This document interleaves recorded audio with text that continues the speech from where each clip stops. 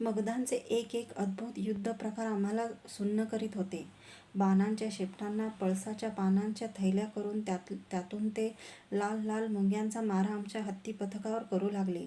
नैमिषारण्याला दाद न देणारे आमचे धिप्पाड हत्ती त्या मुंग्यांनी त्यांच्या कानांच्या नाजूक पटलांचा कडकडून चावा घेताच मर्मभेद होऊन धडाधड खाली कोसळू लागले.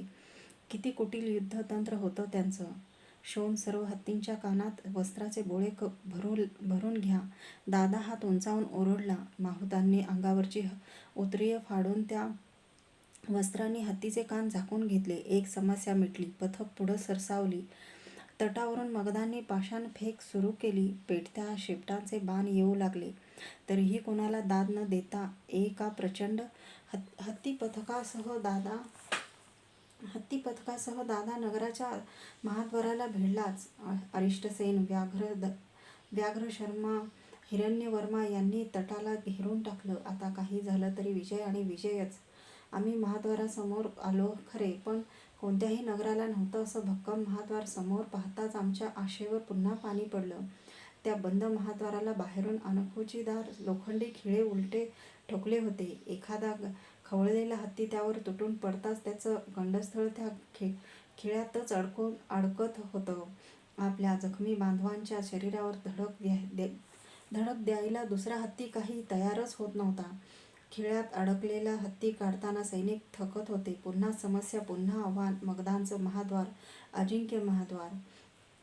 दादा क्षणभर थांबला. एका हत्तीच्या पाठीवर हातानं थोपटीत तो विचारमग्न झाला आणि झटकन आपल्या अंगावरचं लोहत्राण काढून पुढं होत त्यानं ते एका खिळ्याला टांगलं. त्याच्या मागून सर्वांनीच आपापली लोहत्राणं खिळ्यांना सलग टांगली. सर्व खिळे क्षणात झाकून गेले.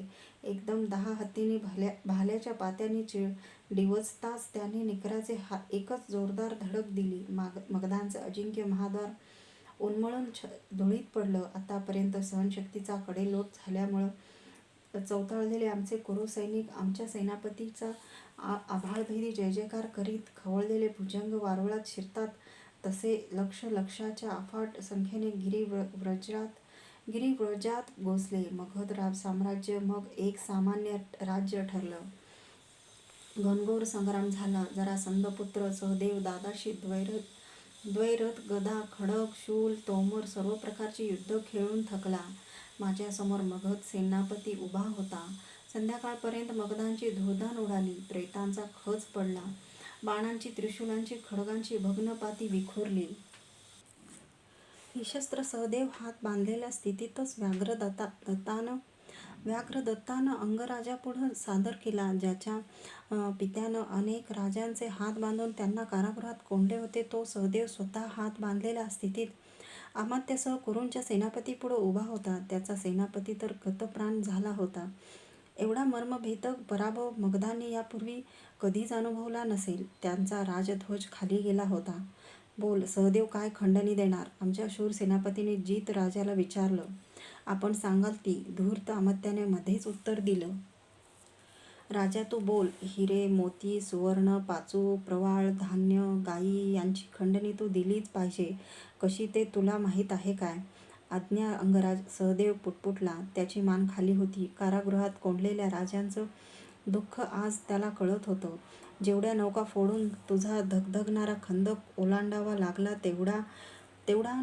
तेवढ्या नौका बांधवून त्या भरून ही खंडणी आमच्या उपसेनापतीच्या स्वाधीन कर. माझ्याकडं अंगुली दाखवून त्याला आज्ञा झाली. मानेने होकार दर्शवताच सहदेवाचे हात मुक्त झाले. वीर योद्धांचा मगध देश पडला. माघ महिन्याला सुरुवात झाली होती. हस्तिनापूर सोडून 2 मास मागं पडले होते. आम्ही मदतीला घेतलेले अंगदेशीय सैनिक चंपानगरीकडे परत पाठविण्यात आले. मगधांचा पडाव झाल्याची शुभ वार्ता घेऊन गुप्तहेर हस्तिनापुराकडे दौडत निघून गेले. त्या रात्रीपासून मगधांचे आणि आमचे कारागीर रात्रंदिवस नौका घडवू लागले. त्यांच्या ठकठकीनं झोप न लागणारे सैनिक मगधांच्या राजनर्तिकांचा विलोभनीय नृत्य पलित्याच्या प्रकाशात पाहताना स्वतःला विसरून जाऊ लागले. जरासंधाने राजे कोंडले होते ते कारागृह एकदा पाहून नौकासह खंडणी वसूल करून आम्ही गिरिव्रज सोडलं. तिरजना नदीच्या किनाऱ्याला धरून पुढं सरकत किकट मंद पूर्वदशार्न उत्कल अशी राज्य जिंकीत वृक्ष पर्वताजवळून आम्ही पुन्हा पूर्वसागराच्या दिशेने निघालो. माघ महिन्याचा शुक्ल पक्ष संपून गेला होता. वृक्ष पर्वताच्या कळंब, गेळण, पांढर, उद, खैर, ऐन, कटक, नाना, शमी, पांगेरा, उंडी अशा अनेक वृक्षांच्या पानापानांचं संगीत आम्हाला पूर्वसागरावरचा अवखळ वारा ऐकवीत होता. वैतरणी नदी ओलांडताच पौंड्र देशात आमचा प्रवेश झाला. आर्यवर्ताचं पावला पावलाला निसर्ग सौंदर्याचे विविध आविष्कार दाखविणारं स्वरूप पाहताना मन दंग होत होतं. किती प्रकारचे पक्षी, लता, वेली, वृक्ष, नद्या, सरोवरं, फुलं, पिकं, पर्वत यांनी हा देश भरला आहे हे कोणालाही कधीही सांगता आलं नसतं.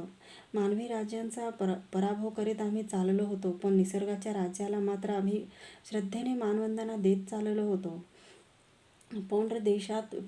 पौंड्र देशात प्रवेशताच आपल्या तुटपुंज्या सैन्यानिशी आम्हाला त्या देशाचा राजा व स्वतःला श्रीकृष्णाचा स्पर्धक म्हणून प्रतिवासुदेव मांडणारा पौंड्रक वासुदेव भेटला. हिरण्यवर्मानं त्याचा पराभव केल्यामुळं आम्हाला शस्त्रही धरावं लागलं नाही. यानंतरचा देश होता कलिंग. युवराज दुर्योधनाच्या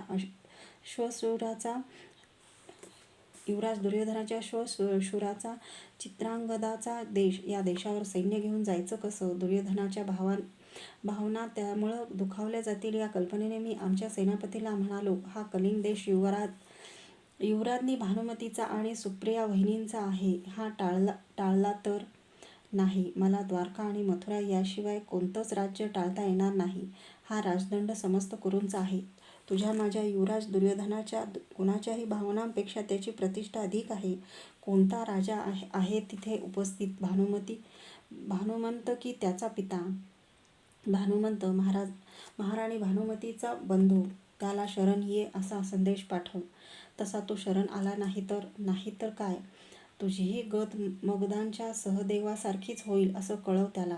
त्याच्या आज्ञेप्रमाणे संदेश घेऊन दूत कलिंगाच्या राजनगराला राजपुराला निघून गेला. वास्तविक हे राजपूर नगर सुप्रिया वहिनीमुळं दादाला जिव्हाळ्याचं वाटायला पाहिजे होतं, पण सेनापतीशिवाय कुठल्याही नात्याचा विचार तो करावयास तयार नव्हता. संदेश घेऊन गेलेला दूत परतीचा म्हणून काय संदेश आणतो यासाठी साशंक मनानं आम्ही त्याची वाट पाहत होतो.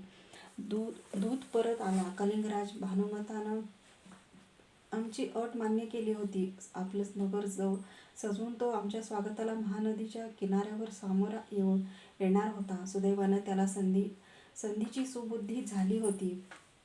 आमच्या अजिंक्य सेनेसह ज्या नगरातून राजा दुर्योधनानं महाराणी भानुमतीचं हरण केलं होतं त्या राजपूर नगरात वाद्यांच्या गजरात आम्ही अभिमानानं प्रवेश केला. या नगरातच अंगराजानं जरासंधाला द्वंद्वात जीवदान दिलं होतं. महानदीच्या तीरावरचं हे नगर प्रशांत आणि रमणीय होतं.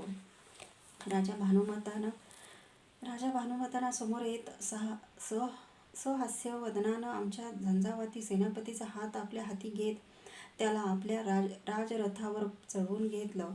कुरूंचा योद्धा म्हणून नव्हे, दुर्योधनाचा सखा म्हणून नव्हे, सुप्रिया वहिनींचा पती म्हणून नव्हे, तर दिग्विजयी कर्ण म्हणून. आमच्या प्रवासातील अर्धाधिक प्रवास आता संपला होता.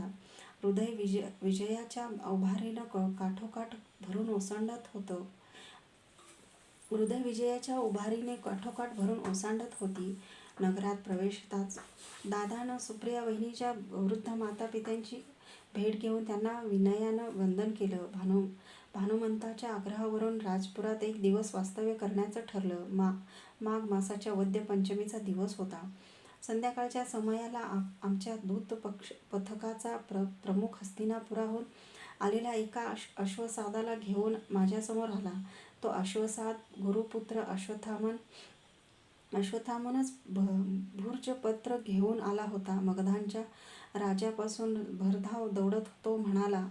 तो आम्हाला गाठण्याचा एकसारखा प्रयत्न करीत होता. तलम वस्त्रात गुंडाळलेलं पत्र त्याच्या हातून घेताना मी हस्तिनापूरचं कुशल त्याला विचारलं. हस्तिनापुराहून तसे खूप संदेश येत होते, पण पत्र असं हे पहिलंच होतं.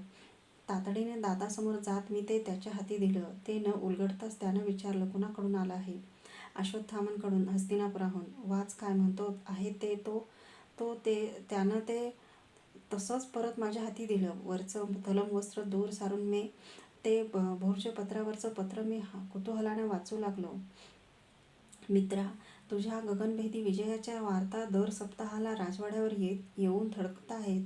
या दिग्विजयानं तू कीर्तीचा कळस गाठला आहेस असं सर्वत्र बोललं जात आहे. अशा तुझ्यासारख्या दिग्विजयी वीराला मी ऋषिकुमार तो काय लिहिणार. तरीही हे पत्र दिग्विजयी कर्ण म्हणून वाचू नकोस, एक मित्र म्हणून वाच. माझा विश्वास आहे या पत्रात तू स्वागतच करशील. माझा विश्वास आहे या पत्राचं तू स्वागतच करशील.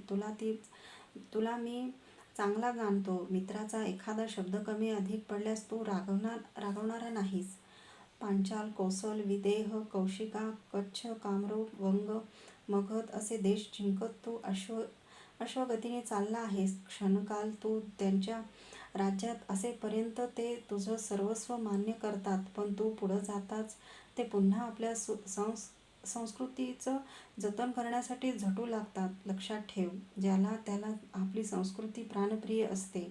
ती असावीच लागते, कारण तेच जिवंतपणाचं लक्षण आहे. स्वत्व गमावून जगण्यासाठी क्षुद्र कावळाही तयार नसतो. यासाठी सर्वांना जिंकता येईल ते केवळ प्रेमानंच. तसं तुझ्या वर्तणुकीनं तू सर्वांना जिंकलंही असशील असा माझा दृढ विश्वास आहे. शेवटी धन, संपत्ती, कीर्ती, प्रतिष्ठा हे तट कितीही भक्कम असले तरी मृत्यूच्या महान दिग्विजयी सम्राटापासून ते मानवाचं संरक्षण करूच शकत नाहीत. त्यासाठी एकच तट कार्यक्षम ठरतो, तो म्हणजे मनाचा. स्वभावधर्माप्रमाणे या टिचभर पत्रातूनही मी तुला तत्त्वज्ञानच ऐकवायला लागलो. ते वाचताना तुला कदाचित कंटाळा यायचा. त्यासाठी ते इथंच थांबवतो. सर्व सैन्यासह वाटचाल करताना या रमणीय देशाचं विविध स्वरूपात तुला दर्शन होत असेल. तुझं निसर्गप्रेमी मन त्यामुळे सदैव आनंदित राहत असेल. एखाद्या खळाळत वाहणाऱ्या नदीचं दर्शन घेताना होणारा आनंद, विविध वर्णी पूर्ण विकसित कमलांनी भरलेल्या सरोवरात घोंघावणाऱ्या पुष्ट भ्रमरांचा गुंजारवा ऐकताना होणारा आनंद, फुललेल्या निसर्गाला पिसारा पसरून प्रतिसाद देणाऱ्या मयुराला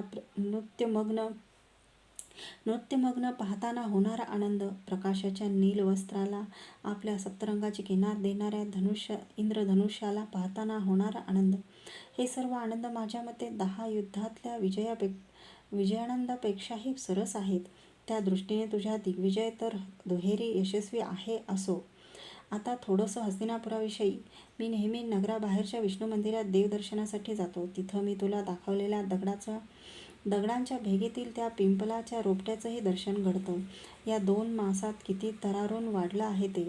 इथं आल्यानंतर जेव्हा तू ते पाहशील तेव्हा तूही त्या रोपट्याच्या चिकाटीचं कौतुकच करशील. ते मला सदैव तुझी आठवण करून देत असतं. तुझ्या आगमनाची आम्ही सर्वजण आतुरतेने वाट पाहत आहोत. या सर्वजणांत वृषाली वहिनीही तुझे कुटुंबीयही आहेत. शोणाला स्नेहपूर्ण वंदन. अरे हो, या सर्व पत्रात महत्त्वाचा वृत्तांत आलाच नाही. तू दिग्विजयासाठी निघून गेलास आणि दुसऱ्याच दिवशी द्वारकेहून राजमाता कुंतीदेवी नगरात आल्या. महामंत्री विदुरांच्या पर्णकुटीत त्या उतरल्या आहेत. मला तर वाटतं महामंत्र्यांनीच त्यांना बोलून घेतलं असावं. त्यांचंही दर्शन कधी कधी घडतं. विशेषतः अशाच एका प्रसंगी विदुरांच्या पर्णकुटीत जाण्याचा मला योग आला. त्यावेळी राजमाता म्हणून त्यांना वंदन करताना त्यांचे चरण पाहून मला तुझी प्रकर्षानं आठवण झाली. किती साम्य आहे तुझ्या आणि त्यांच्या निमुळत्या चरणात. ठीक आहे, आता पत्र पुरं करतो, कारण तुला सांगण्यासारखं जे जे आहे ते सर्व व्यक्त करायचं तर या भोजपत्राची विपुल पानं लागतील. शेष कुशल. तुझा सस्नेह अश्वत्थामा. शेवटी त्यानं पत्रातील स्नेहबद्ध शब्द खोडून त्याऐवजी सस्नेह असा बदल केला होता.